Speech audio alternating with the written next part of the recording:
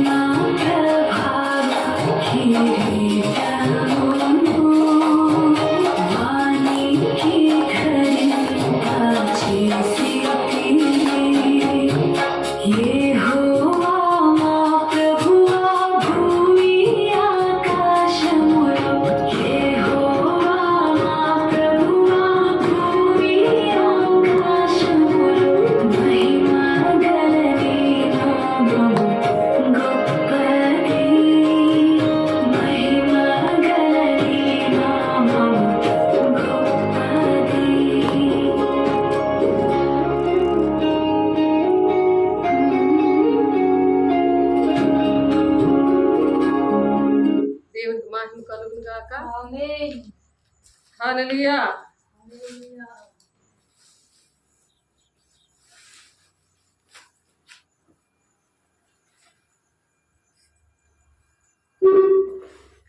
దేవునికి మహిమ కలుగును గాక. చూడండి, దేవుడు మహిమ గల దేవుడు, ఆకాశాలు భూమిని సృష్టించిన దేవుడు ఏం చెప్తున్నారంటే పగ తీర్చుకోవడం ఏంటంటే శత్రువుల నుండి మనల్ని భద్రపరచడానికి మరి ఈ గ్రామ ప్రజలను దేవుడు ఏ విధంగా మాట్లాడాలని ఇష్టపడుతున్నారంటే చూడండి, చిన్నపిల్లలంట స్తుతులు చెయ్యాలి. చిన్నపిల్లల స్థుతులు, మీ పిల్లలతో స్థుతులు చేయించారనుకోండి, అప్పుడు ఏం జరుగుతుందంటే శత్రువులు పగ తీర్చుకుని వారిని మాన్పివేయుటకై నీ విరోధులను బట్టి బాలుల యొక్కయు చంటి పిల్లల యొక్కయు స్థుతుల మూలమున నీవు ఒక దుర్గమును స్థాపింపచేసి ఉన్నావు. చెప్పండి, ఒక దుర్గమును దేవుడు స్థాపించాడంట. స్థుతులు పిల్లలు చెప్తున్నప్పుడు శత్రువులు అనేవాళ్ళు ఎవరు ఉండకుండా దేవుడు సహాయం చేయనుగాక. హల్లెలూయా, హల్లెలూయా, స్తోత్రం, హల్లెలూయా, స్తోత్రం.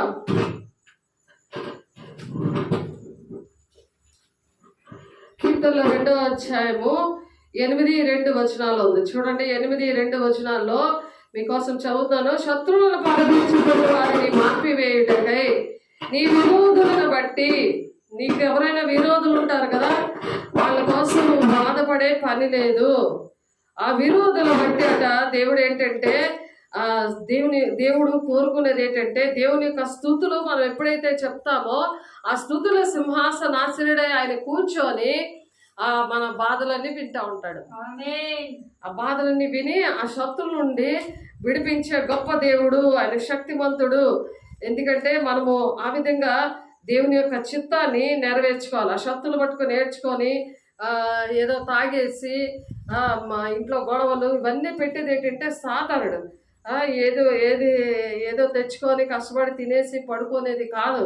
దేవుణ్ణి మనకి ప్రాణాలతో దేవుడు ఉంచాడంటే మనం స్తుతించాలి, కనపరచాలి, ఆయన మహిమపరచాలి. ఆయనకి మహిమపరిచినప్పుడు ఆకాశములు మరి ఆయన మహిమను ప్రచురమ చేస్తున్నాయని సృష్టి గురించి దేవుడు చెప్పాడు. కాబట్టి వాటికి భాష లేనప్పటికీ కూడా అవి దేవుని నామాన్ని స్తుతిస్తున్నాయి, కనపరుస్తున్నాయి, కీర్తిస్తున్నాయి. కాబట్టి మనం ఎలాగా కీర్తించాలి, కొనియాడాలి దేవుడిని.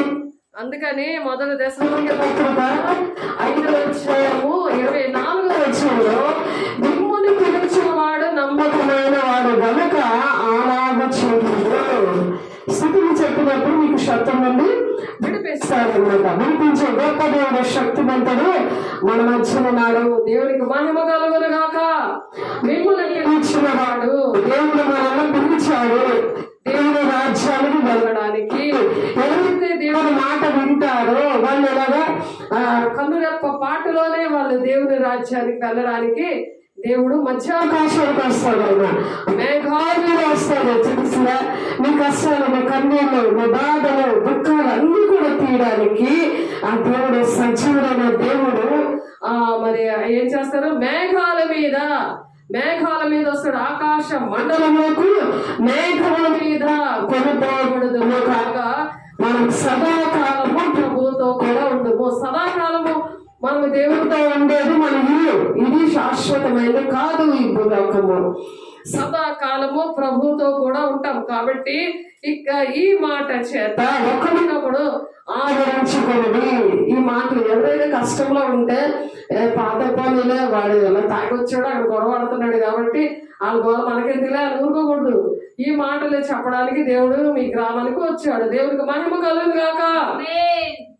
కాబట్టి మరి ఈ మాటల చేత ఒకరినొకడు ఆదరించుకోనండి. ఈ మాటలు చెప్పి ఆదరించుకోవాలి. మనం చనిపోతే ఏంటవుతాం, గాలిలాగా అయిపోతారు, ధూళలాగా అయిపోతారు, దుమ్ములాగా అయిపోతారు అనుకుంటారు. కానీ శరీరం అలాగైపోతుంది, కానీ ఆత్మ మాత్రము దేవుని దగ్గర చేరుతుంది. కాబట్టి మీరు ఈ మాటల చేత ఒకరినొకడు ఆదరించుకోవాలి. కష్టాల్లోని కన్నీళ్ళని దేవుని విడిచిపెట్టకూడదు.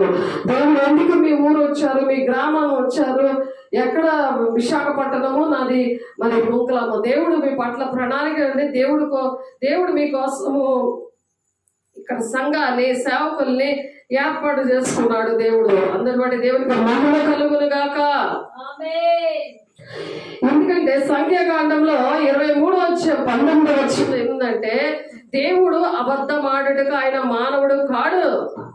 ఆయన మానవుడు కాదు, ఆయన అబద్ధాలు ఆడట్లేదు, అబద్ధమైన మాటలు కాదు. అందుకని మీకు వాక్యంలో ఏది ఉందో అది చక్కగా ఎక్కడ ఉందో, ఏ గ్రంథంలో ఉందో, ఏ అధ్యాయంలో ఉందో, ఏ వచనంలో ఉందో చెప్పడానికి కారణం ఏంటంటే దేవుడు అబద్ధమాడుటకు ఆయన మానవుడు కాడు, పశ్చాత్తాపడుటకు ఆయన నరపుత్రుడు కాడు.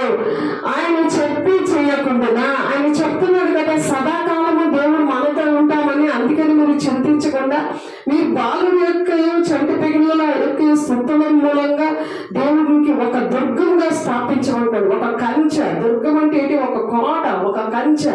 దుష్టుడు పట్టకుండా ఆ విధంగా మనము భద్రం చేసుకోమని చెప్తున్నాడు దేవుడు. మొదటి యోహాను పత్రికలో ఉంటది 5:18. దేవుడు అబద్ధమాడుడు కాదు, మానవుడు కాడు, పశ్చాత్తాపడు కాదు, నరుడు కాడు. ఆయన చెప్పి చేయకుండా, ఆయన మాట ఇచ్చి స్థాపించకుండా, ఆయన మాట ఇచ్చి స్థాపిస్తాడు. ఒక దుర్గాన్ని స్థాపిస్తానని చెప్పండి కదా ఆయన మాట ఇచ్చి స్థాపించకుండా ఆయన ఇక్కడ ఉండి మీకోసం దేవుని రాజ్యం కడతానంటున్నాడు. ఆయన పరలోక రాజ్యం మన మధ్యనే ఉందని మనం వాక్యం చెప్పుకున్నాము. కాబట్టి ఇక్కడ సంఖ్యాకాండం 23:19 ఆ విధంగా చెప్తున్నారు, సహోదరులారా మా కొరకు ప్రార్థన చేయండి, పవిత్రమైన ముద్దు పెట్టుకుని సహోదరులందరి కొరకు వందలము చెప్పండి అంటున్నాడు. అటువంటి ప్రేమ దేవుడి గ్రామంలో దేవుడికి మరి మేము విశాఖపట్నం, విజయనగరం, మరి జోనగుడ్డి, మరి అనేకమైన 8 ప్రాంతాలు చేసి మరి ఈ ప్రాంతానికి దేవుడు తీసుకొచ్చాడు గ్లోరీ గాస్పెల్ చర్చ్ ఆర్గనైజేషన్ ని. దేవునికి మహిమ కలుగుగాక. సహోదరులారా మా కొరకు ప్రార్థన చేయండి అంటున్నాడు పౌలు గారు. ఆనాడు పౌలు గారు తీసుకొచ్చాడు, ఈనాడు మీకు షారోన్ పాస్టర్ గారు తీసుకొచ్చారు. దేవునికి మహిమ కలుగును గాక. కాబట్టి పవిత్రంగా ఉండమంటున్నాడు. పవిత్రమైన ప్రేమ, చెత్త ప్రేమలు కాదు.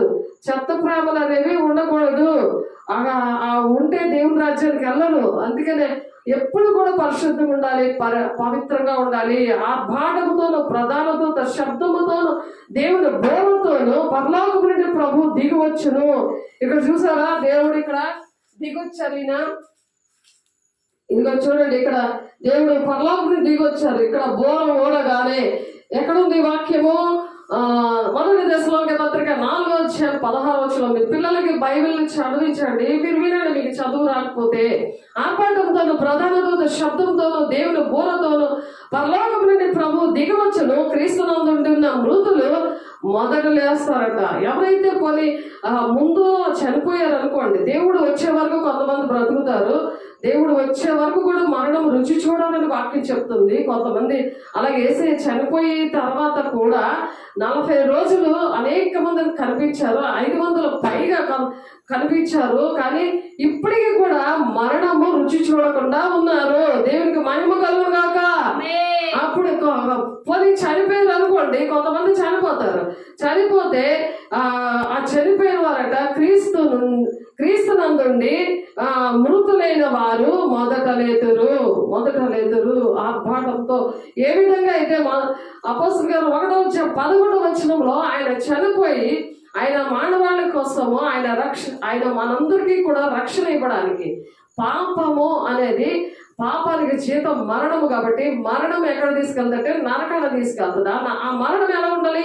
పరిశుద్ధంగా ఉండాలి, పవిత్రంగా ఉండాలి. ఒకవేళ మనం చనిపోయినా లేకపోతే దేవుడు వచ్చే వరకు మనం దేవుడిని నిలబెట్టినా మనం ఎప్పుడు కూడా పరిశుద్ధంగా ఉండాలి. ఎందుకంటే ఆర్భాటంతో, ప్రధానతో, శబ్దంతో, దేవుడి బోధతో పరలోకం నుండి ప్రభు దిగి వస్తున్నాడు. క్రీస్తునందున్న మృతులు మొదలు లేస్తారు. సమాధిలో ఉన్నా సరే మీరు లేస్తారు. కాబట్టి మనం చచ్చిపోతాం కదా, చచ్చిపోయిలే అని అనుకోకూడదు. ఆ చచ్చిపోయినా సరే అది దేవుని కోసం చనిపోవాలి. అందుకని పాపం చేసి తాగేసి యాక్సిడెంట్ కింద పడిపోయి ఊరేసుకొని చచ్చిపోయిన వాళ్ళు కాదు, వాళ్ళు నరకానికి వెళ్ళిపోతారు. అందుకని ఏ బాధలు లేకుండా చంటి పిల్లల స్థుతుల మీద ఆశ్చర్యుడై ఉంటాడంట. శత్రువులను, విరోధుల్ని కూడా ఏం చేస్తాడంటే ఆయన అక్కడికి వచ్చి న్యాయం చేస్తాడు. అసలు ఒక దుర్గాన్ని వేస్తాడు, ఒక కంచె వేస్తాడు దేవుడు. అట్టి కృప దేవుడు మనందరికీ అనుగ్రహించును గాక ఈ భయంకరమైన దినాల్లో. అందుకనే అప్పుడు చూడండి, ఇక్కడ మొదటి దశలోనికి పత్రిక 4వ అధ్యాయంలోనే కొన్ని మాటలు ఉన్నాయి. మేము ప్రభు మాటను బట్టి మీతో చెప్పినది ఏమనగా, ప్రభువు రాకడ వరకు సజీవులమే నిలిచింటే మనము నిద్రించే వారి కంటే ముందుగా ఆయన సన్నిధికి చేరము. ముందు ఎవరైతే చనిపోయారో వాళ్ళకన్నా మనం ముందు చేరము, మనం తర్వాత వెళ్తాం, వాళ్ళు ముందు వస్తారు. వాళ్ళు ముందు దేవుని రాజ్యంలోని మరి పరదేశంలోని ఉంటారు. దేవుని రాజ్యం మరి పరదేశ తర్వాతే దేవుని రాజ్యం ఉంటుంది, 4వ ఆకాశంలో ఉంటది. కాబట్టి ప్రతి యేసు మృతి పొంది తిరిగి లేచి మనం నమ్మిన ఎడలా ఎవరు వెళ్తారంటే, యేసు చనిపోయాడు, మానవాళ్ళ రక్షణ కోసము చనిపోయాడు, ఆయన లేచాడు అని నమ్మాలి. చాలా మంది కూడా నమ్మరు. ఆయన ఎవరి కోసం చనిపోయారో తెలియదు. ఆయన మానవుడిగా వచ్చి మానవులకి ఎలా బ్రతకాలో నేర్పించి దేవుడిలాగా మనం బ్రతకాలి. దేవుడిలాగా వచ్చావా, మనకు ఈ కష్టంలో ఉంటే అని నీకోసం ప్రార్థన చేసినా, నీకోసం ఏదైనా తెచ్చినా, నీకోసం ఏదైనా ఓదార్పు మాట చెప్పినా, ఏదైనా సరే దానివల్ల నీకు ఎంతో నెమ్మది వస్తుంది. కష్టంలో ఆదుకున్న వాళ్ళు చూస్తే దేవుడిలా వచ్చామని అంటారు. అందుకని ఇక్కడ యేసు మృతి పొంది తిరిగి లేచినది మనం నమ్మిన ఎడలా అలా నమ్మాలన్నమాట. అలా దేవుడు మన కోసం వచ్చాడు అనేది మనం నమ్మాలి. అలా నమ్మినప్పుడు అదే ప్రకారం యేసునందు నిద్రించే వారిని దేవుడు ఆయనతో కూడా వెంట పెట్టుకొని వస్తాడు. ఇప్పుడు చనిపోయారు అనుకోండి, దేవునిలో చనిపోవాలి. బాప్తిసాలు మార్మోన్స్ నిమిత్తము బాప్తిసాలు తీసుకొని ఈ శుభవర్తమానం అనేక మందికి ప్రకటించి మీకు దేవుడు చేసిన కార్యాలన్నీ వివరించి చెప్పాలి. వివరించి చెప్పి దేవుడిలా మీరు అలా ఆదుకున్నప్పుడు అప్పుడు వాళ్ళు మళ్ళీ చనిపోయారు అనుకో, మంచి పనులు కదా ఇవన్నీ కూడా, ఈ మంచి పనులన్నీ చేసి ఎవరైనా కొట్టేసి చంపేశారు అనుకో, పడక చంపేస్తారు కొంతమంది. దేవుడు అంటే ఇష్టం ఉండదు, వాళ్ళ మీదకి యుద్ధానికి లెగిస్తారు. ఒకవేళ అలా చనిపోయినా వాళ్ళు లెగిస్తారు అనమాట. తాగి చనిపోయిన వాళ్ళు లెగరు, చెత్త పనులు చేసి వ్యభిచారం చేసి వాళ్ళు చనిపోతారు కదా. ప్రేమించి పెళ్లి చేసుకుని నీకోసం ప్రాణం పెట్టేస్తాను అన్న వాళ్ళు అలా చనిపోయిన వాళ్ళు కూడా ఇద్దరు ఇలాగా దూకేద్దాం, ఈ పైనుంచి ఇలా చెరువులో దూకేద్దాం, నూతులో దూకేద్దాం అని వాళ్ళెల్లరు వేసుకొని చనిపోయిన వాళ్ళెల్లరు. దేవునికి మహిమ కలుగును గాక.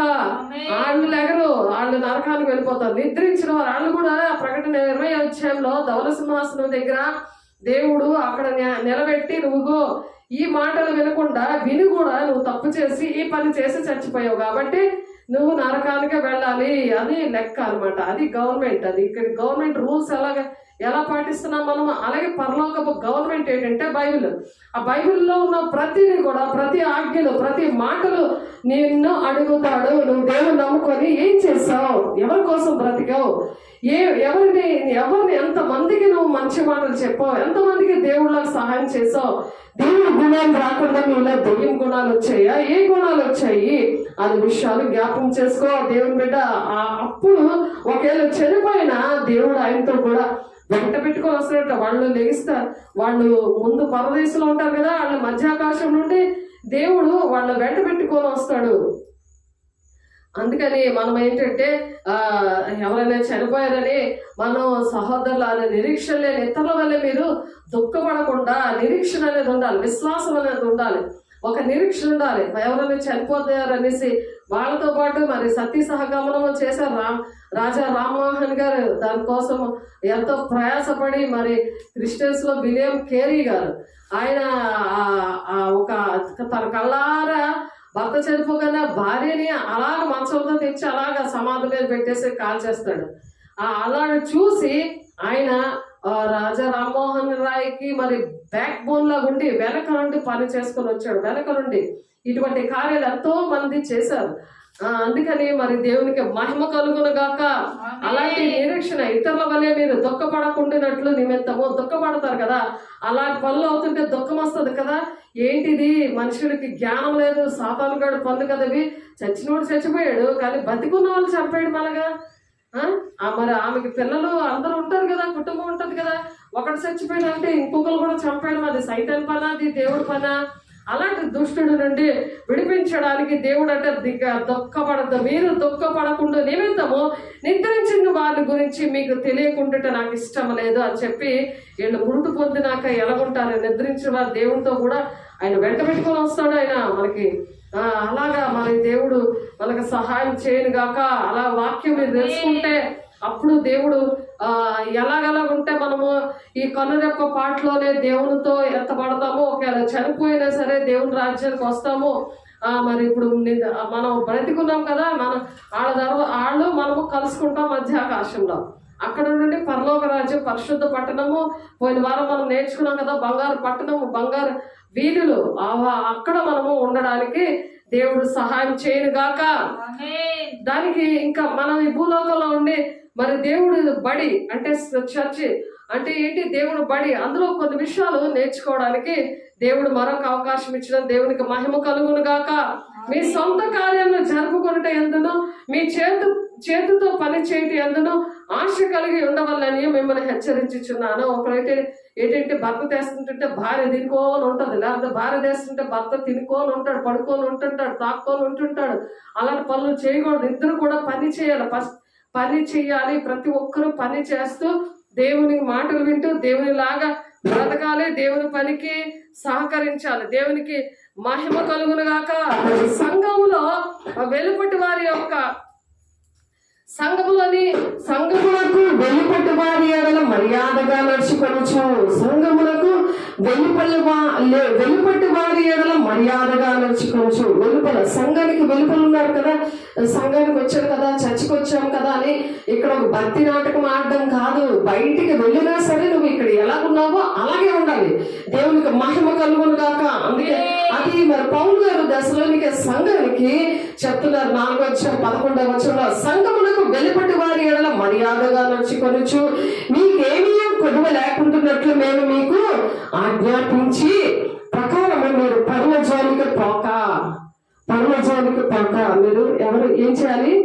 పరుల జోలికి వెళ్ళకూడదు. మీరు వెళ్ళొచ్చాలుగా చెప్పండి. పక్కన దగ్గరికి పక్కన ఏం చేస్తున్నారు, వాళ్ళు ఏం మాట్లాడుకుంటున్నారు, వాళ్ళకి ఎలా గొడవకి వెళ్ళాలి, అలాంటివి చేయకూడదు. పరుల జోలికి వెళ్ళకూడదు. సంఘమునకు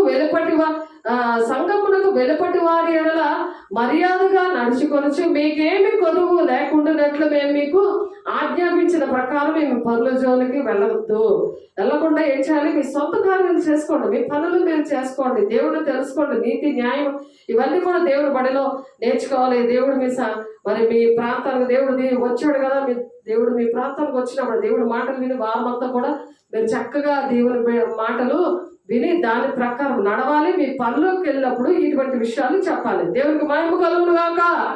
అలాగే మాసిదోనియా అంతటా ఉన్న సహోదరులు అందరికీ కూడా మీరు ప్రేమించుచున్నారు. సహోదరులారా, మీరు ప్రేమ యందు మరి ఎక్కువ అభివృద్ధి నొందుచుండవలెను.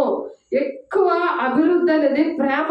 ఎలా అంటే దేవుడు ఎక్కడ ఉంటాడో అక్కడ ప్రేమ ఉంటది. లేకపోతే అంత దూరం నుండి మేము రాము కదా, మీ గ్రామానికి వచ్చి ఇక్కడ చర్చకు పెట్టడము ఇవన్నీ చేయం కదా.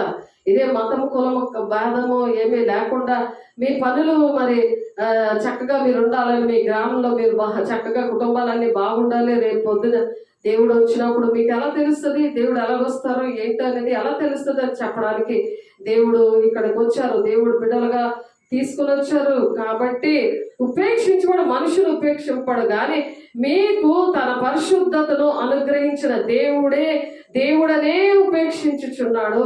మీకు పరిశుద్ధత అనేది ఎవరిచ్చారు చెప్పండి? దేవుడు ఎవరిచ్చారు మీకు పరిశుద్ధత అనేది? ఆయన ప్రాణం పెట్టాడు, కానీ ఎవరు కూడా ప్రాణం పెట్టలేదు. ప్రపంచంలో ఎవరైనా మరి పరిశుద్ధత విషయంలో, పవిత్రత విషయంలో మరి ఆయన రక్తం చిందించాడు. ఆయన ఎలా పుట్టారు? పరిశుద్ధంగా జన్మించారు. పరిశుద్ధాత్మ శక్తి వలన ఆయన జన్మించారు. దేవుని బిడ్డ ఆయనకిలాగా ఎవరైనా జన్మించారా? ఆయనకిలాగా మనిషి బదులు మనిషే తప్పు చేశాడు కాబట్టి మనిషి బదులు మనిషే చనిపోయాడు. చనిపోయి ఆ పరిశుద్ధ రక్తం ద్వారా దేవుడు మనల్ని ఎలాగైతే ఆయన మనల్ని రక్షించుకున్నాడో అలాగా. కాబట్టి ఉపేక్షించేవాడు మనుష్యుని ఉపేక్షింపడు, కానీ మీకు తన పరిశుద్ధతను అనుగ్రహించిన దేవుడినే ఉపేక్షించాలి. దేవుడు అంటేనే ఒక దాహము, ఒక దుఃఖము, ఒక ఆశ.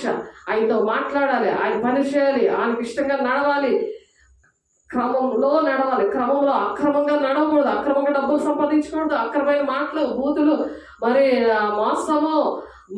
మోసం చేయడము, చేస్తానని చేయకపోవడం అది మోసం. అది సాయితాన్ లక్షణాలు. అవి నీకు చేస్తాను, నేను ఇలా చూస్తాను, నీ విషయంలో బాధ్యత వహిస్తాను, మరి నీకు ఆ దేవుడి సన్నిధి విషయంలో ఇలా మోసం చేసిన వాళ్ళు దేవుని రాజ్యానికి వెళ్ళరు, మాట తప్పిపోయిన వాళ్ళు దేవుని రాజ్యానికి వెళ్ళరు అని కీర్తనలు 15వ అధ్యాయం మొత్తం అంతా చదివితే మరి వడ్డీకి ఇచ్చిన వాళ్ళు, మరి మాట ఇచ్చి మాట తప్పని వాడు, నష్టము కలిగినా సరే మాట ఇచ్చి మాట తప్పకూడదు అని ఉంటుంది అక్కడ.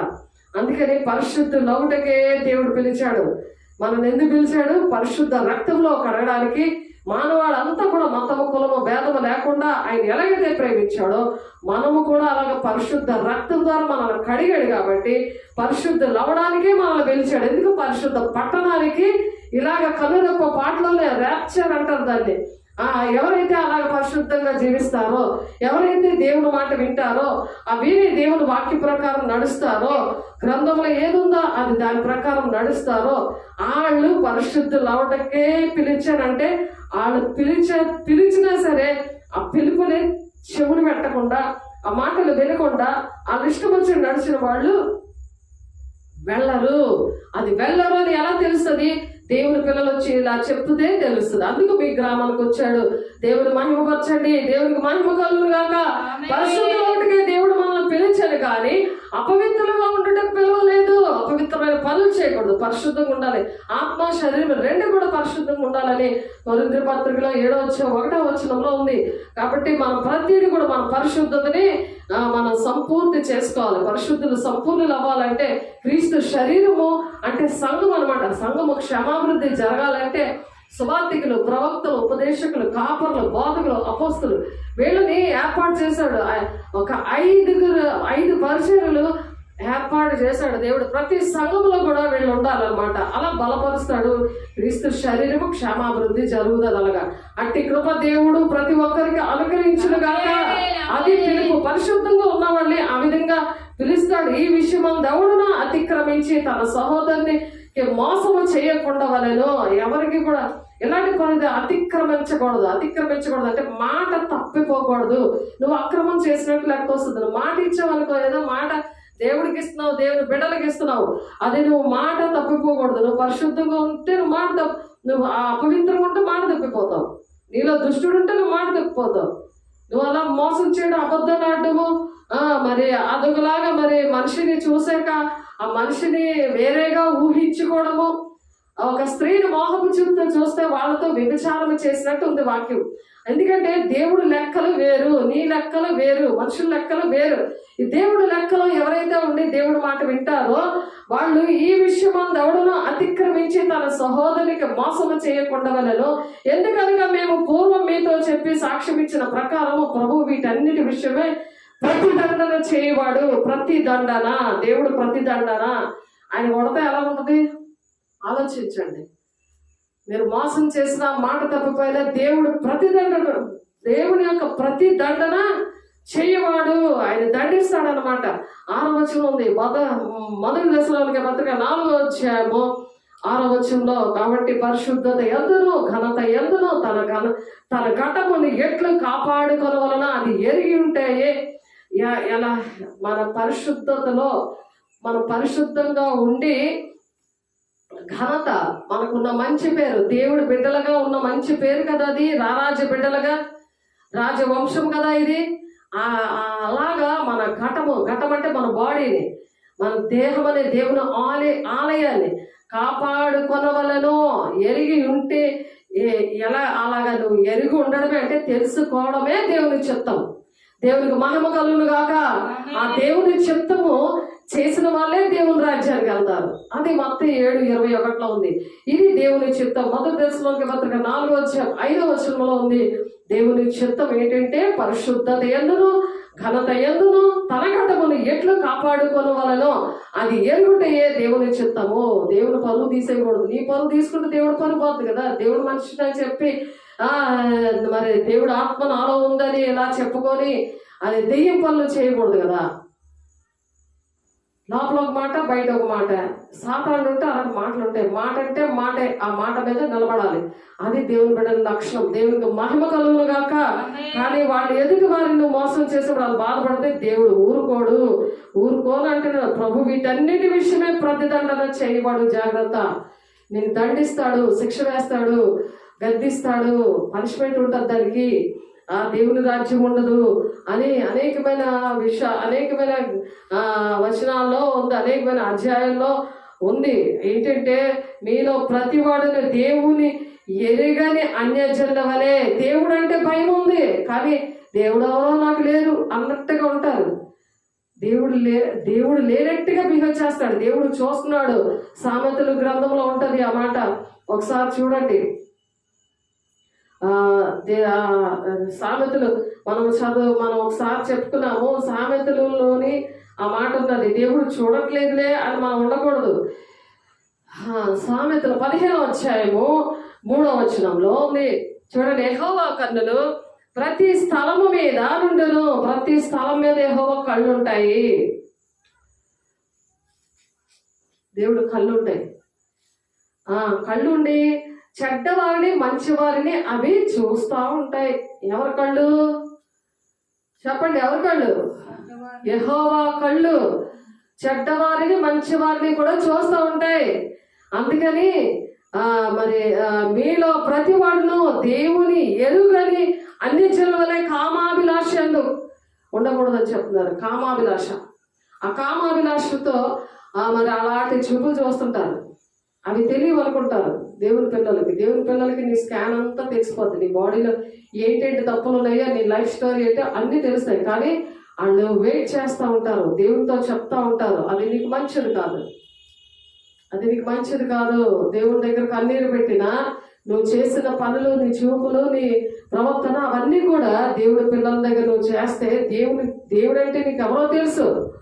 కానీ మీలో ప్రతి వాడు అని రాస్తుంది చూడండి. ఎందుకంటే వాళ్ళందరూ సరి చేసుకోమని దేవుడు ప్రేమతో చెప్తున్నాడు. ఆ కన్నురెప్ప పాటలో వాళ్ళు దేవుడి రాజ్యానికి సిద్ధంగా లేకపోతే వెళ్ళలేరు వాళ్ళు. అందుకని కొద్ది మంది భయపడద్దు, ఇది ఇరుగు మార్గంలో ప్రవేశించే పోరాడండి అంటున్నారు. ఇది ఒక పోరాటము. దేవుని అభిషేకం లేకపోతే వాళ్ళకి ఒక పోరాటం లాగా ఉంటుంది. అభిషేకం ఉంటే అది చాలా ఈజీగా ఉంటుంది, చాలా ఇష్టంగా ఉంటుంది. ఎటువంటి శ్రమైనా తట్టుకుంటారు. ఆకలికేటి, మరి నిద్రకేటి, మరి ఏ కష్టం వచ్చినా, ఏ నిందకైనా అన్నింటికి కూడా తట్టుకున్నది దేవుని పిల్లల యొక్క లక్షణాలు అనమాట. అందుకనే సామెతలు 5:21 నరుని మార్గములను యెహోవా ఎరుగును, వాని నడతలన్నిటిని ఆయన గుర్తిస్తాడంట. ఎవరు చూడట్లేదులే అనుకుంటారు మీరు, కానీ యెహోవా ప్రతి ఒక్క మనిషి యొక్క నడత ఎలాగుందో, నరుని మార్గములను యెహోవా ఎరుగును, వాని నడతలన్నిటిని ఆయన గుర్తిస్తాడట. ఆయనే కదా మనం చూడాలి. మనుషులు చూస్తే మనం ఏమైనా మనుషుల వల్ల మనం బ్రతుకుతున్నాము, దేవుడి వల్లే కదా బ్రతుకుతున్నాము. దేవుడు ఇక్కడ లేకపోతే మేము రాగలమా? దేవుడి మాటకు భయపడినప్పుడు దేవుడు ఎంత సంతోషంగానో మమ్మల్ని దేవుడి పని చేయడానికి తీసుకొచ్చాడు. అందరి బట్టి దేవునికి కోట్లాది వందనాలు. దేవునికి మహిమ కలుగును గాక. ఆలోచన విషయంలో నీవే గొప్పవాడువు, క్రియలు జరిగించే విషయంలో శక్తి సంపన్నుడువు. వారి ప్రవర్తనను బట్టి, వారి క్రియాఫలమును బట్టి అందరికీ ప్రతిఫలం ఇచ్చడికే నరుల మార్గములన్నింటినీ నీవు కన్నులారా చూస్తున్నావు. మంచి చేస్తే మంచి నీకు జరుగుతుంది, చెడు చేస్తే చెడు జరుగుతుంది. అది అందుకని దేవుడు కన్నులారా చూస్తున్నాడట. ఇర్మియా గారు ప్రవచిస్తున్నారు 32వ అధ్యాయంలో 19వ వచనంలో అలా ప్రవచిస్తున్నారు. దేవుడు మీరు సరి చేసుకుంటారా? ప్రతి ఒక్కరూ సరి చేసుకోవాలి. ఆయన నా ప్రవర్తన ఎరుగును కదా, నా అడుగు జాడలన్నింటినీ లెక్కించును కదా అని యోగు చెప్తున్నాడు. యోగు చక్కగా నడిచాడు. అనేక మంది పిల్లలు, ఆస్తి, అక్కడ ఉన్న ఆ దేశంలో, ఆ ఊజు దేశంలో అక్కడ ఆయనంత గొప్ప ఆస్తి పరుడు ఎవరు లేరు. అలాంటి ఆయన సాతాను వెళ్ళి పరలోకం సాతాను దూతలతో సాతానుడు లూసిఫర్ వెళ్ళి అక్కడ పర్మిషన్ తీసుకొని యోగిని ఇచ్చినవన్నీ నువ్వు తీసిపారే, అప్పుడు నేను స్తుతిస్తాడో లేదో చూస్తాను అని ఒక ఛాలెంజ్ గా వచ్చినప్పుడు ఎంత విశ్వాసంతో, ఎంత నిరీక్షణతో ఆ శ్రమలన్నీ తట్టుకొని అప్పుడు దేవుడు ఆయనకి రెండింతల ఆశీర్వాదం ఇచ్చాడు. ఆశీర్వాదం ఇచ్చాడు. అందుకే ఆయన నా ప్రవర్తన ఎరుగును అంటున్నాడు. ఆయన నా ప్రవర్తన ఎలా ఉందో ఆయనకి తెలుసు. నువ్వు చెప్పగలుగుతున్నావా? నా ప్రవర్తన ఎలా ఉందో దేవా నువ్వు తెలుస్తున్నాయినా, ఇదిగో నేను ఎలా ఉంటానో నీకు తెలుసు, నా పరిస్థితి ఇది అంటే వెంటనే వింటుంటాడు ఆయన, అన్ని వింటుంటాడు ఆయన. విని దానికి ప్రతిఫలం ఇస్తాడు. పగ తీర్చుకోవడం నీ పని కాదు, నాది అంటున్నాడు. యుద్ధం యెహోవాదే అని చెప్తున్నాడు. ఆ స్తుతుల సింహాసనం మీద ఆసీనుడై ఉంటాడు. బాలుల యొక్క చంటి పిల్లల యొక్క స్తుతుల మీద దుర్గమును స్థాపించేస్తున్నాడు దేవుడు. అలాంటి కంచె వేస్తున్నందువలన దేవుడు మీ దగ్గరికి రావడానికి దేవుడు కృప చూపించారు. దేవుడికి మహిమ కలుగును గాక. అలాగే యోబు గ్రంథం 34వ అధ్యాయము 21, 22 వచనాలు, ఆయన దృష్టి నరుల మార్గముల మీద నుంచబడి ఉన్నది, ఆయన వారి నడకలన్నిటినీ కనిపెట్టి చూస్తున్నాడట. నీ నడకలన్నీ కూడా కనబడుతున్నాడు. దేవుని సన్నిధిలో ఎలా ఉంటున్నావు, బయటికి వెళ్తున్నప్పుడు ఎలా మారిపోతుంది, నడక మారిపోతుంది, నీ స్టైల్ మారిపోతుంది, నీ తిండి మారిపోతుంది, నీ మాట మారిపోతుంది. ఒకసారి ఆలోచించండి, ఎన్ని మాటలు మారుస్తున్నారు, అది ఆలోచించండి. అందుకే ఈ కష్టాలు, కన్నీళ్ళు. మరి దేవుడు లేడు, దేవుడు ఉంటే ఇలా జరుగుతుందా అని ఆలోచిస్తున్నారు చాలా మంది. అర్థం కావట్లేదు. సాతాను అలా గలిబిలి చేసేస్తున్నాడు ప్రజల్ని. దుష్క్రియలు చేయవారు దాగుకొనుటకు చీకటి అయినను మరణాంధకారమైనను లేదు. ఎలాంటి దుష్ట పనులు చేస్తే ఎక్కడ నువ్వు దాక్కున్నావన్నా లేదంటే ఏ ప్రాంతం కూడా లేదు అని అంటున్నారు అక్కడ. యోబు గ్రంథం 34, 21, 22 వచనాలలో యెహోవా సెలవిచ్చిన మాట ఏదనగా, నాకు కనబడకుండా రహస్య స్థలములో దాగగలవాడు ఎవడైనా కలడా అంటున్నాడు. నీకు దేవుడికి తెలియకుండా నువ్వు ఎక్కడైనా దాక్కోగలవా అని క్వశ్చన్ మార్క్. 23, 24లో మరి ఇర్మియా గారితో దేవుడు మాట్లాడుతున్నాడు, ఆయన ప్రవచిస్తున్నాడు, ఆయన చెప్తున్నాడు, ఆయనతో మాట్లాడుతున్నారు. ఇప్పుడు సంఘం క్షమాభివృద్ధి జరగాలంటే ప్రవక్తలు ఒక 5గురిలో ఒకరు ప్రవక్తలుగా మనం ఉన్నాం అనుకో. ప్రవక్త అంటే రాబోయే సంగతులు దేవుడు బయలుపరుస్తూ ఉంటాడు. ఏమి జరగకపోతే ఆయన బయలుపరుస్తాడు. యోహాను 3వ అధ్యాయంలో ఉంది ఆ మాట, 16, 17 వచనాల్లోనే. యోహాను 16వ అధ్యాయం 13 వచనంలో ఉంది. సంభవింపబోయే సంగతులు బయలుపరుస్తాడు దేవుడు. ఆయన చెప్పకుండా ఏ పని చేయడు ఆయన. ఆమోసు 3:7లో ఉంది ఆ మాట. దేవుని బిడ్డలకి చెప్పకుండా ఏ పని చేయడు ఆయన. మాట్లాడే దేవుడు. మాట్లాడండి. దేవుని దగ్గర పరిశుద్ధంగా ఉన్నప్పుడు నీకును నాకును దోషమనే గోడ అడ్డముగా వచ్చిందని అంటున్నాడు ఆయన. యెషయా గారు చెప్తున్నారు. 59, 1, 2 వచనంలో ఉంది. ఆయన ఆలకించుకున్నాడు. నువ్వు బహుగా ప్రార్థన చేయిస్తే నేను వినను అంటున్నాడు. ఎందుకంటే ఆ దోషం అనే గోడ నువ్వు పగలగొట్టుకుంటే, అంటే అవన్నీ ఒప్పుకొని ఇక చెయ్యను, నాకు తెలియదయ్యా, ఇంతవరకు తెలియదయ్యా అని మీరు విని కామ్గా ఉండడం కాదు.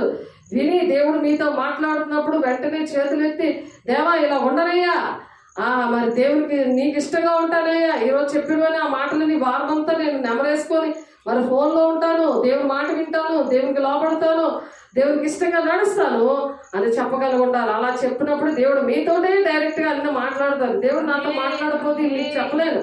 మీరు అనేక మందికి చెప్పాలి. దేవుడు అడుగుతాడు, ఆయన మహిమ కిరీటం ఇస్తానని. ఇప్పుడు పాటలో మనం పాడుకున్నాం కదా, మహిమ కిరీటం. ఆ మహిమ కిరీటం రావాలంటే మీరు మహిమతో నింపబడాలి. మహిమతో నింపబడిన వాళ్ళకే మహిమ కిరీటం ఉండదు. మహిమ అంటే ఏంటంటే పరిశుద్ధత, దేవుని శక్తి, దేవుని ఆత్మ వస్తుంది వాళ్ళలోకి వచ్చేప్పుడు. దేవుని ఆత్మ, సైతానాత్మ నీలోంచి పారిపోయి దేవుని ఆత్మ వచ్చి కూర్చుంటుంది నీ ఒంట్లో. అదే నడిపిస్తూ ఉంటుంది. నువ్వు బూతులాడు, అబద్ధాలాడు, తాగవు, ఖైదీలేవు, సిగరెట్లు తాగవు, మరి ఎవరిని పట్టవు, ఎవరి దగ్గర మోసం చేసేవు, ఎవరితో అబద్ధాలు ఆడి నువ్వు పనులు చేస్తున్నప్పుడు, ఎక్కడ డ్యూటీ చేస్తున్నావు అక్కడ అబద్ధాలు ఆడవు, ఎక్కడ పనులు చేస్తున్నావు అబద్ధాలు ఆడు, ఏదో అక్రమంగా దోచేసుకోవు. ఇవన్నీ కూడా దేవుని ఆత్మ నిన్నే నడిపిస్తుంది. ఇక్కడ ఉన్నది భూలోకంలో ఉంటే నేను ఇవన్నీ ఇల్లు కట్టేసుకోవాలి, కోటీశ్వరులు అనుకోవద్దు. అక్రమంగా నువ్వు నడవకూడదు. నువ్వు కష్టపడింది దేవుడికి ఇవ్వాలి, దేవుని వల్ల బ్రతకాలి, దేవుని రాజ్యాన్ని కట్టాలి. దేవునికి మహిమ కలుగును గాక. యెహోవా సెలవిచ్చిన మాట ఏదనగా, నాకు కనబడకుండా రహస్య స్థలములలో దాగుకొనగలవాడు ఎవడు అనే కలడ, నేను భూమి ఆకాశంలో అంతటా నున్నవాడను కానా, ఇదే యెహోవా వాక్కు. ఎంత నువ్వు ఎక్కడ ఎదిగినా సరే అక్కడ దేవుడు ఉంటాడు. ఎక్కడ దాక్కున్నా సరే అక్కడ ఉంటాడు ఆయన. ఆ వాక్యం కూడా ఉంది. అందుకనే మనం ఎక్కడ ఉన్నా సరే దేవుడు చూస్తున్నాడని ఒక భయం కలిగి మనం ఉండాలి.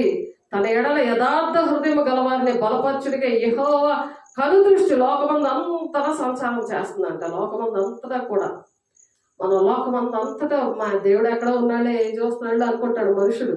2వ దినవృత్తాంతాలు 16:9లో మరి ఆ భక్తుడు రాస్తున్నాడు. దృష్టి ఒక అనుభవాలతో పరిశుద్ధాత్మ దేవుడు రాయిస్తున్నారు. ఎందుకంటే ఆ గ్రంథం చదవకపోతే మీకు తెలియదు కదా, ఇష్టం వచ్చినట్టు దీవిస్తారు. మరి దేవుడు మమ్మల్ని ఏర్పాటు చేస్తున్నాడు ఈ విషయాలు చెప్పడానికి. అందుని బట్టి దేవునికి మహిమ కలుగును గాక. దేవుని ఎడల ఎలా ఉండాలి మనం? యథార్థంగా ఉండాలి. నీ మనసులో ఒక మాట, బయట ఒక మాట. అననీయ సప్పేర్లు అలాగే దాచేసుకున్నారు. అక్కడికక్కడ మరణం ఏలుబడి చేసింది. ఆ సేవకుడి దగ్గరే భర్త వచ్చి ఫస్ట్ అబద్ధం ఆడతాడు, తర్వాత భార్య వచ్చి సేమ్ అదే అబద్ధం ఆడుతుంది. వెంటనే అక్కడికక్కడ చనిపోతారు. వాళ్ళు దేవుని మాటలు అంటే, దేవుని పని అంటే, దేవుని డబ్బుల విషయంలో ఏంటి, దేవుని మాట విషయంలో ఏంటి, అంత పవర్ఫుల్గా యాక్షన్ దేవుడు తీసుకుంటాడు. ఇక్కడ ఎలాగ మరి ఇక్కడ గవర్నమెంట్ ఎలాగుంటుంది, ఎలాంటి రూల్స్ పెడతారు, సేమ్ అలాగే దానికన్నా భయంకరంగా ఉంటుంది దేవుని లెక్కలు. అందుకని మనము దేవుని మాటలు వినాలి. సేవకులు వచ్చినప్పుడు మీరు జాగ్రత్తగా ఉండాలి. ఆ మాటలు వినడానికి రాసుకోవాలి. చదువు వచ్చిన పిల్లలు వాక్యం చూడాలి. అన్ని కూడా దేవుడు మీకు అనుగ్రహించును గాక. తన ఎదుట యథార్థ హృదయం గలవాన్ని బలపరచుడికే యెహోవా కను దృష్టి లోకమందంతటా సంచారం చేయుచున్నది.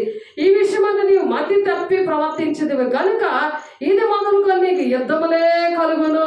మతి తప్పు ప్రవర్తిస్తున్నావా, విని నీ ఇష్టం వచ్చినట్టు తీరుస్తున్నావా, ఇక్కడ నుంచి నీకు ఇంక యుద్ధాలే అన్ని అంటున్నాడు అక్కడ. ఇక మీదట మీకు మతి తప్పి ప్రవర్తించింది కనుక ఇది మొదలుకొని నీకు యుద్ధములే కలుగును. చూడండి, రాసుకుందా యుద్ధాలు వద్దు ప్రభా, ఎక్కడికి వెళ్ళినా సరే జరగట్లేదు, ఎన్ని డబ్బులు పెట్టినా అవి చిల్లు సంచులో పోతున్నాయి, మా పిల్లల మాట వినట్లేదు, మా కుటుంబం బాగోలేదంటే కారణాలు ఏంటంటే తన ఎదుట యథార్థ హృదయం గలవారిని బలపరచుటగా యెహోవా కను దృష్టి లోకమందు అంతటా సంచారం చేస్తుంది. అంటే లోకంలో ఉన్న వాళ్ళందరూ కూడా చూస్తూ దేవుడు వాళ్ళు ఎలా బ్రతుకుతున్నారని చూస్తున్నాడు. చూసి ఆయన ఏమంటారు, ఈ విషయం అందు నువ్వు మతి తప్పి తిరుగుతున్నావు, ఏ విషయంలో నువ్వు మతి తప్పి తిరుగుతున్నావు, దేవుని మాటలు వినట్లేదు, యథార్థంగా నువ్వు ప్రవర్తించట్లేదు, అక్రమంగా నడుచుకుంటున్నావు, మోసం చేసి డబ్బులు సంపాదిస్తున్నావు, నీ ఇష్టం వచ్చినట్టు ఉంటున్నావు, ఒక పశువులాగా చూస్తావు. ఎవరినైనా సరే చూసినప్పుడు ఒక చెల్లిగా, ఒక అక్కగా, ఒక దేవుని సేవకురాలుగా అలా చూడవు. నీ కళ్ళు అలాంటివి కాదు. దేవుని భయం లేదు. ఇక మీదట నీకు ఇది మొదలుకొని నీకు యుద్ధాలే వస్తాయి అంటున్నాడు. అందుకే నీ చూపులు ఎలాగున్నాయి, నీ మాటలు ఎలాగున్నాయి, నీ పనులు ఎలాగున్నాయి, గొప్పలకు పోతున్నావా, నువ్వు ఏ స్థానంలో ఉన్నావు, దేవుడి లోకమంతటా సంచారం చేస్తున్నాడు, ఆయన చూస్తున్నాడు అని భయం తెచ్చుకోవాలి. దేవునికి మహిమ కలుగును గాక. ఇర్మియా 16:9 చూడండి. ఇర్మియా 16:9 తన ఎడల మరి యథార్థము గలవారిని బలపరచుడికై యెహోవా కను దృష్టి ఆ విధంగా చూడడమే కాకుండా ఈ విషయం నువ్వు మతి తప్పి తిరుగుతున్నావు అని చెప్తున్నారు కదా. ఆ మతి తప్పి తిరగడం అంతా కూడా మానేద్దురుగాక, దేవుని మహిమ కలుగుగాక, మతి చక్కగా పని చేయుగాక. యేసు నామంలో ప్రతి ఒక్కరికి అటువంటి వారికి విడుదల కలగాలగాక.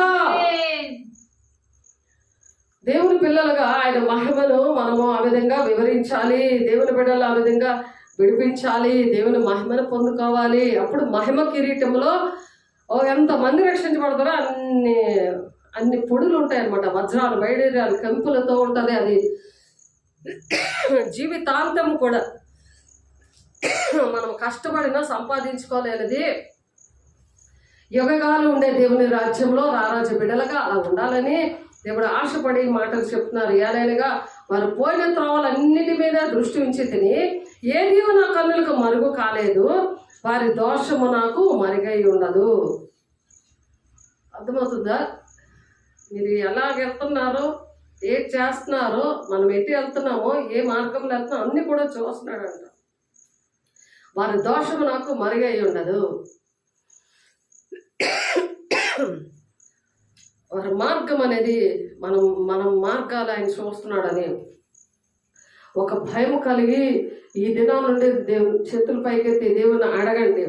మరియు ఆయన దృష్టికి కనబడని సృష్టం ఏదీ లేదు. మనం ఎవరికి లెక్క చెప్పవలసి ఉన్నదో ఆ దేవుని కన్నులకు సమస్తమును మరుగులేక తేటగా ఉన్నది. తేటగా స్క్రీన్ అలాగా నువ్వు చనిపోయాక, లేకపోతే ఆయన బోరం ఊదినప్పుడు, ఆయన మరి ఎత్తబడినప్పుడు మరి విడబడతారు కదా, వాళ్ళు 2వ ట్రిప్లో వస్తాడు ఆయన సంఘాన్ని పట్టుకొని. ఇప్పుడు ఎవరైతే ఎత్తబడ్డారో వాళ్ళతో వస్తాడు. అది ప్రకటన 1:7 అప్పుడు రొమ్ము కొట్టుకుంటారు అన్నమాట. ఇవన్నీ విన్నాను కానీ నడవలేదు, నేను నడవలేదు, ఇవన్నీ విషయాలు ఇవన్నీ కూడా గ్రంథంలో రాస్తున్నారు అని చెప్పినా సరే నడవట్లేదు, మరి నడవలేక నేను ఇటువంటి పరిస్థితి తెచ్చుకున్నాను అని చెప్పి ప్రతి ఒక్కరూ గుండెలు బాదుకుంటారంట. చూడండి, ప్రకటన గ్రంథము ప్రకటన గ్రంథము 1వ అధ్యాయము 7వ వచనము.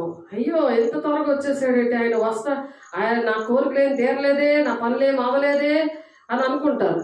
దేవుడు వస్తున్నాడంటే ఈ లోపల నా కోరికలన్నీ తీర్చేసుకున్నాక ఆ దొంగ ఎలాగ రక్షించాడు అలా రక్షించేసబడి అలాగ వెళ్ళిపోదాం అనుకుంటున్నారు. కానీ అదంతా కూడా మీకోసం జరగలేదు, అతనికి జరిగింది. అతనిలాగా అందరికీ జరగదు. శిలువ మీద ఉన్న దొంగకి జరిగినట్లుగా అందరికీ జరగదు. అది కృప, అది ఆయనకున్న కృప. అది అక్కడ ఆయన ఆ విధంగా సువార్త చేశాడు. లాస్ట్లో కూడా సువార్త చేశాడు. కొంత తప్పులు చేసిన, దొంగతనం చేసిన, కనీసం లాస్ట్లోనే పశ్చాత్తాపం వచ్చింది. ఆయన సువార్త చేశాడు. పక్కన ఉన్న దొంగని గద్దించాడు. ఏసే విషయంలో ఎంతగానో పశ్చాత్తాపడ్డాడు, బతిమాలుకున్నాడు. అవన్నీ కూడా దేవుడు చూశాడు. అందుకనే అతనికి జరుగుతున్నట్టు నేను కూడా అదే యాక్టింగ్ ఆడదామంటే కుదరదు దేవుని బిడ్డ. అందుకనే అటువంటి వారు అందరూ కూడా, అటువంటి మైండ్ ఉన్న వాళ్ళని యేసునామంలో అలాంటి మైండ్ అంతా పోవునుగాక. ఇదిగో ఆయన మేఘారూఢుడై వచ్చుచున్నాడు, ప్రతి నేత్రం ఆయన చూచును, ఆయన పొడిచిన వారును చూచుదురు, భూజనులందరూ ఆయన రొమ్ము కట్టుకుంటారంట. అందరూ కూడా అమ్మో అమ్మో ఆయన వచ్చేసాడు. దేవుడు ఆయన ఈ మాటలన్నీ విన్నాం కానీ అలా నడవలేదే, ఇంకా లేట్గా వస్తాడేమో అనుకున్నాం. అని అనుకోకూడదు. ఆయన ఏ గడియ వస్తాడో తెలీదు, ఏ అర్ధరాత్రి వస్తాడో, ఏ మధ్యాహ్నం వస్తాడో, ఏ ఉదయం వస్తాడో, ఏ తెల్లవారున వస్తాడో, కోడి కూయక ముందు వస్తాడో మనకు తెలియదు. మెరుపు తూర్పున పుట్టి అలా పడమను అలా మెరుపులాగా వస్తాడు అనమాట. ఆ విధంగా అవన్నీ కూడా మనం చెప్పుకున్నాం. దేవుని బట్ట మీరు రాసుకోవాలి, అది మళ్ళీ వీడియోలో చూడాలి, అనేక మందికి షేర్ చేయాలి. ఆ విధంగానైనా సువార్త ప్రకటించండి. మీరు చెప్పకపోతే కనీసం షేర్ చేయండి. ఫేస్బుక్లోని, మరి స్టేటస్లోని, యూట్యూబ్లోని వస్తుంది. అలా షేర్ చేయండి. దేవుడు వార్త అందరికీ ప్రకటించడానికే దేవుడు మరి లేటుగా వస్తాడు. ప్రకటించేశాక ఆయన త్వరగా వస్తాడు. ఆయన వచ్చేస్తే మంచిదా, మనకు లేట్ అవుతుంటే, మనకి శ్రమలు ఎక్కువ అవుతుంటుంటే మంచిదా? ఆయనతో యుగాలు ఉండడం, పరిశుద్ధ పట్టణంలో ఉండడం, త్వరగా ఎత్తబడే సంఘంలో ఉండడం, అది ఎంత మేలు మనకి. దేవునికి మహిమ కలుగును గాక. ఇదిగో ఆయన మేఘారుడే వచ్చుచున్నాడు, ప్రతి నేత్రము ఆయన చూచును, ఆయన పొడిచిన వారిని చూచెదరు, భూజనులందరూ ఆయన్ని చూచి రొమ్ము కొట్టుకుందరు. అవును ఆమేన్ అని చెప్పాలి మనం అందరూ కూడా. అవును ఆమేన్ అంటే ఆయన త్వరగా వస్తే మనం చక్కగా యుగగాలు దేవుని రాజ్యంలో, దేవుని పట్టణంలో ఉంటాం. అక్కడ కన్నీరు ఉండదు, దుఃఖం ఉండదు, వేదన ఉండదు, మరి ఇంకేముండదు, ఆకలి దప్పులు ఉండవు. అక్కడ కోట్ల సూర్యుల కాంతితోనే ఆయన ప్రకాశిస్తూ ఉంటాడు. ఆ పగలు రాత్రి ఉండదు. కాబట్టి రాత్రి కలిగిన దర్శనమును రాత్రి కలిగిన దర్శనములను నేను ఇంకా చూచుచుండగా ఆకాశ మేఘారూఢుడై మనుష్య కుమారుని పోలిన ఒకడు వచ్చి ఆ మహావృద్ధుడు వారి సన్నిధిని ప్రవేశించి ఆయన సముఖమునకు తేబడ్డాను అని చెప్పి దానియేలు చెప్తున్నాడు. 7వ అధ్యాయం 13వ వచనంలో ఆయన మేఘారూఢుడై వచ్చిన విషయము దానియేలు గారికి విషయాలన్నీ కూడా దేవుడు మాట్లాడిన దేవుడు మీతో కూడా మాతో మాట్లాడాడు. మేము చెప్తున్నాము, మీతో కూడా మాట్లాడతాడు. మీరు విని విశ్వసిస్తే అది చాలా. విని చూడక నమ్మవారి కంటే, చూసి నమ్మవారి కంటే చూడక నమ్మవారు ధన్యులని ఉంది. అందుకని అలాగ చూడకపోయినా సరే ఆ ధన్యత్వం కావాలా, లేకపోతే దేవుడు ఇక్కడ దానియేలుకి ఆ దర్శనంలో ఎలాగైతే చూపించాడో ఆకాశ మేఘారుడే మనుష్య కుమారుని పోలిన ఒకడు వచ్చి ఆ మహావృద్ధుడు వారి సన్నిధిని ప్రవేశించి ఆయన సముఖమందు తేబడ్డాడట. ఆ విధంగా మరి చూస్తారా? దేవుడిని అడగండి. దేవుడు మాట్లాడే దేవుడు. ఆయన మాట్లాడతాడు. దావీదు సంతతి వారి మీదను, యెరూషలేము నివాసుల మీదను కరుణనొందించే ఆత్మను, విజ్ఞాపన చేయ ఆత్మను నేను కుమ్మరింపగా వారు తాము పొడిచిన నా మీద దృష్టి ఉంచి ఒకడు తన యొక్క కుమారుని విషయమే దుఃఖించినట్లు, తన జ్యేష్ఠ పుత్రిని విషయమే ఒకడు ప్రలాపించినట్లు అతని విశేషమే దుఃఖించు ప్రలాపిస్తున్నారంట. అలాంటి ప్రసవ వేదన అనేది కలగాలి దేశం కోసం.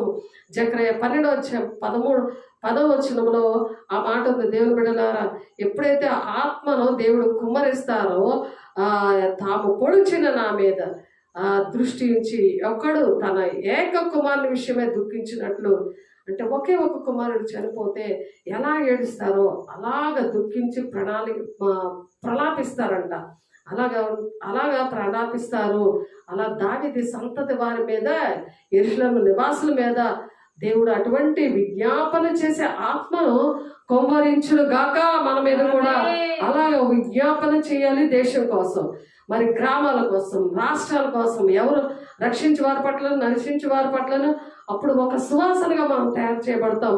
మహిమ కిరీటాన్ని దేవుడు ఇవ్వడానికి ఇష్టపడుతున్నాడు. మన పాటలో మనం నేర్చుకున్నాం కదా, ఆకాశంలో ఆ భూమికి సింహాసన ఆసీనుడై ఉన్న దేవుడు స్తుతుల మధ్యన ఆసీనుడై ఉండి ఆ చంటి పిల్లలు బాలురి యొక్క చంటి పిల్లల మీద స్తుతులు ఆసీనుడై ఉన్నాడని మనం కీర్తనలు 88వ అధ్యాయం 2వ వచనంలో మనం చూసాము.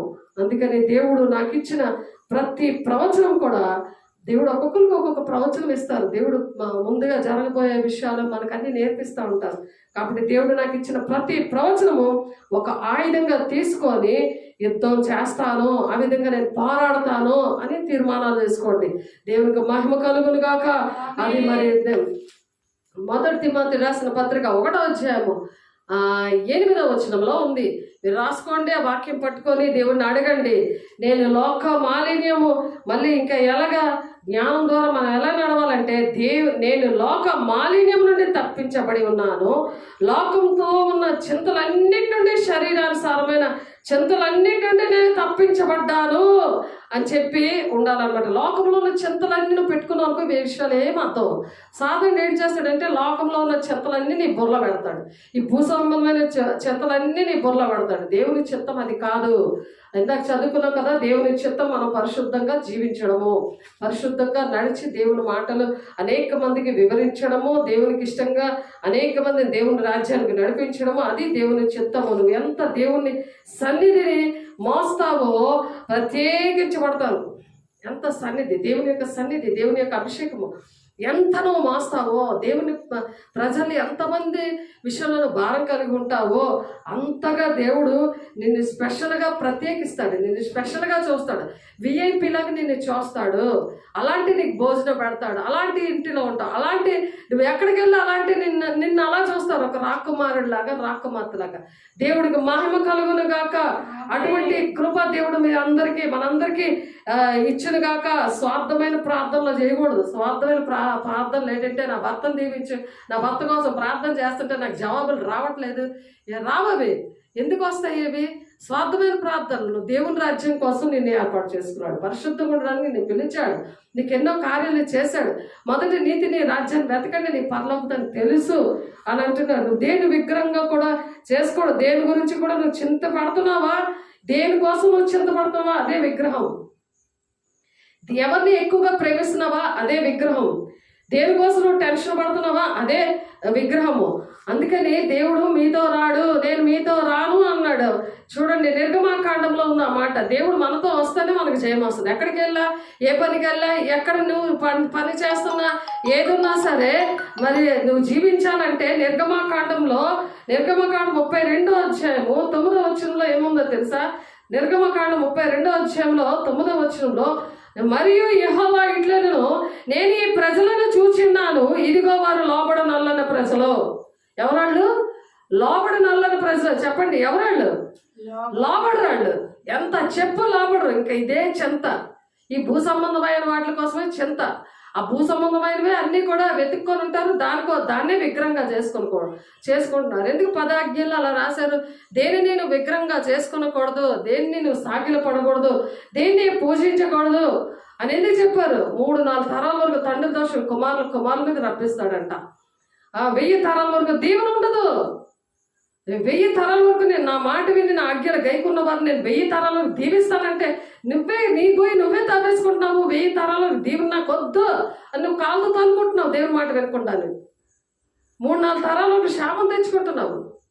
అందుకే హాస్పిటల్ తీసుకెళ్తావు, మీ ఆయన హాస్పిటల్ తీసుకెళ్తే మీ అమ్మమ్మకు ఉందా, మీ తాతకు ఉందా అని అంటుంటాడు. ఆ హార్ట్ అటాక్ ఎందుకు వచ్చింది? మీ ఇంట్లో వాళ్ళు, ఇది పాపములు, నీ తల్లిదండ్రుల పాపాలు పిల్లలు ఒడిలో పోస్తానంటున్నాడు.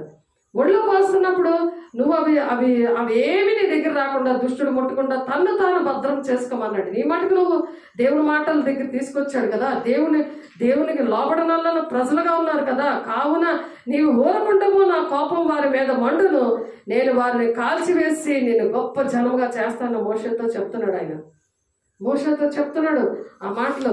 ఎందుకు దేవుని ప్రజలు అలాగా విగ్రహంగా చేసుకున్నారు, అన్ని కూడా విగ్రహంగా చేసుకున్నారు. ఆ ప్రజలు దేవుని మాట వినలేదు, మోషే మాట వినలేదు, నాయకుల మాట వినలేదు. వాళ్ళు మీరు కూడా వినకపోతే మీ పరిస్థితి కూడా అంతే అని దేవుడు ఇక్కడ మాట్లాడుతున్నారు. దేవుని బిడ్డ మరి ఆ విధంగా నేను ఉండనయ్యా, నీకు ఇష్టంగా నేను ఉంటానయ్యా, నీ సన్నిధి నాతో రావాలి, నీ సన్నిధి ఉంటే నేను వెళ్ళను అని చెప్పి అక్కడ దేవుడి బిడ్డగా మోషే గారు మాట్లాడుతున్నారు. అక్కడ అదే అధ్యాయంలో మీరు చూస్తే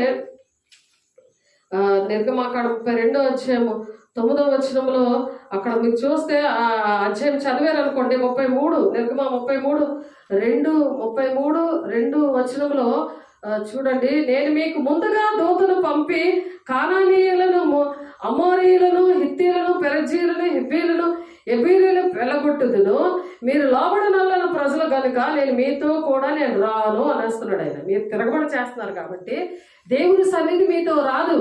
చేతులేసి ప్రార్థన చేసిన మీకు ఏంటి అవ్వట్లేదు, అందుకే కారణం.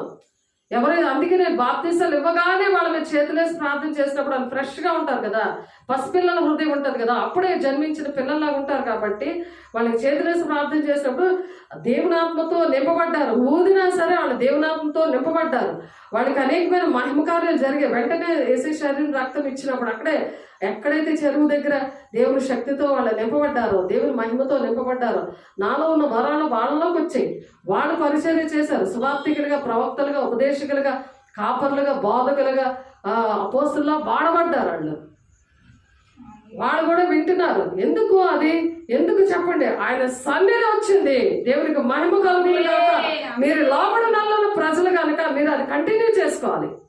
అది కంటిన్యూ చేసుకోకుండా దేవుని దగ్గర నుండి ఆత్మీయంగా, శారీరకంగా, ఆర్థికంగా ఆశీర్వాదాలు పొందుకొని హాయ్ బాయ్ అని సేవకులకి దేవునికి చెప్పేస్తే ఇంక నాకు జరగట్లేదని నువ్వు మూల కూర్చోనుండి మరి సైలెంట్గా నువ్వు దేవుని వాక్యం వింటున్నావు కానీ లోబడట్లేదు. నువ్వు మాట్లాడు సేవకులతో కానీ దేవుడితో కానీ ఒక సాక్ష్యం లేదు. జాగ్రత్త, మీరు లోపల నల్లని ప్రజలు కనుక నేను మీతో కూడా రాను, త్రోవలో మిమ్మల్ని సంహరించదనేమో అని మోషేతో చెప్తున్నాడు. దేవుడు నాతో చెప్తున్నాడు కాబట్టి నేను మీతో చెప్తున్నాను. మీ ఇంటిలోకి వస్తున్నాడు దేవుడు. ఇంటిలోకి వచ్చి దేవుడు మాట్లాడుతున్నాడు. వాక్యం అంటే ఏంటి? దేవుడు కాబట్టి దేవుడు ఎవడనూ ఆభరణములను ధరించుకొనలేదు. అక్కడ ఎవ్వరు కూడా ఆభరణాలు ధరించుకోలేదు. ప్రజలు దుర్వార్తను విని దుఃఖించారు. ఎవడనూ ఆభరణాలు ధరించుకోలేదు. ఎక్కడైతే దేవుడు రాను అనేస్తాడో అక్కడ ఎవరు కూడా ఆభరణాలు ధరించుకోలేదు. ఆ దుర్వార్తనే అలాంటి మాట అంటే దేవుడు మనతో రాకపోతే మరి జీవితం ఎందుకు? అది మంచి వార్త కాదు కదా. కాగా యెహోవా మోషేతో ఎట్లానండి, ఇశ్రాయేలుతో మీరు లోబడి నల్లని ప్రజలు ఒక్క క్షణం మాత్రం నేను మీ నడుముకు వచ్చితనా అంటే మీ మధ్యకు వచ్చానా, మిమ్మల్ని నిర్మూలన చేసేదని కనుక మిమ్మల్ని ఏమి చేయవలనో అది నాకు తెలియనట్లు మీ ఆభరణములను మీ మీద నుండి తీసివేయండి అని చెప్పాడు. వెంటనే అందుకే తీసేస్తుంటారు ఆభరణాలు ఎందుకు తెలుసా పెట్టుకోరు, అవన్నీ తీసి పారేస్తున్నారు. కారణాలు ఇవే. దేవుడు రాజవంశంలాగా ఉంటారు. ఎవరంటే ఆభరణాలు తగు మాత్రం పెట్టుకుంటారు, అన్ని ఓడబీకేస్తారు కదా.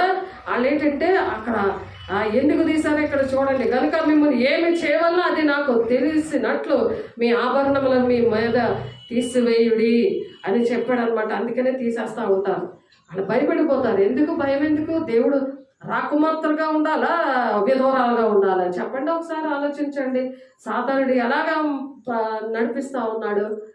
దేవుడి మాట తిరుగుబాటు చేసే జనం ఉన్న వాళ్ళకి భయం వేస్తుందా లేదా? అన్నీ తీసేసి విధవరాల్లాగా ఉంటే అమ్మో ఈ విధవరాల్లాగా ఉంటే ఎవరైనా మన మాటలు వింటారా? మనం చక్కగా ఉంటే వింటారా మన మాట? దేవుడు నాతో మాట్లాడాడు విషయం, నా ఆత్మ బిడ్డలతో మాట్లాడు. ఒక యువరాజుగా దేవుడు వేసి వెళ్ళిపోతుంటే నేను యువరాణిలాగా మరి రెడ్ కలర్ గాగ్రా చోలి వేసుకొని అలాగే వెళ్ళిపోతాను. నాకు కనబడింది, అలా కనబడింది. తగు మాత్రం వస్త్రాలు దేవుని యొక్క మహిమతో మనము దేవుని యొక్క పెళ్లికు మాత్రం సంఘముగా అట్లా ఉందుము గాక. దేవుడు మహిమ కలుగును గాక. ప్రార్థన చేసుకుందాము. అందరూ కళ్ళు మూసుకోండి, ప్రార్థన చేసుకుందాము. అందరూ కూడా ఒప్పుకోండి. దేవా, నేను నీ మాట వింటాను, నీ సన్నిధి నాకు కావాలయ్యా. అయ్యా నీ మాట వింటాను, నీకు లోబడతానయ్యా. వాక్యం వినేసి విడిచిపెట్టనయ్యా. అనేక మందికి దీవెనకరంగా ఉంటాను, ఆశీర్వాదకరంగా ఉంటానయ్యా. అయ్యా నువ్వు వచ్చే వరకు నా తండ్రి నేను సిద్ధంగా ఉంటానయ్యా. నీ రాక కోసం నేను ఎదురు చూస్తానయ్యా. అయ్యా నువ్వు లేటుగా వస్తున్నావు అంటే నేనే కారణం ప్రభు, ఎవరికి నేను చెప్పట్లేదయ్యా. తిని అన్ని జనులు ఏమి తిందమా, ఏమి త్రాగుదమా, ఏమి భుజిద్దామని ఇదే చింతతో ఉంటున్నారు. అందుకని మొదట మీరు నీతిని రాజ్యాన్ని వెతకండి, మీ పరలోకం తెలుసు మీకు ఏది కావాలని. తండ్రి అలా వెతికినప్పుడు మీకు ఏది కావాలో, మీ పిల్లలు బాగోలేదా అయ్యా, మీ ఇల్లు బాగోలేదా, మీ భర్త బాగోలేదా అయ్యా, మీ కుటుంబం నుంచి విచ్ఛిన్నం అయిపోయిందా, దేవుడు లేకుండా అయిపోయిందా, అయ్యో అని ఏడకుండా దేవుని బిడ్డలారా దేవుడు మీతో మాట్లాడుతున్నాడు. ప్రతి మాట కూడా నూరంతలుగా ఫలవంతంగా దేవుడు చెయ్యనుగాక.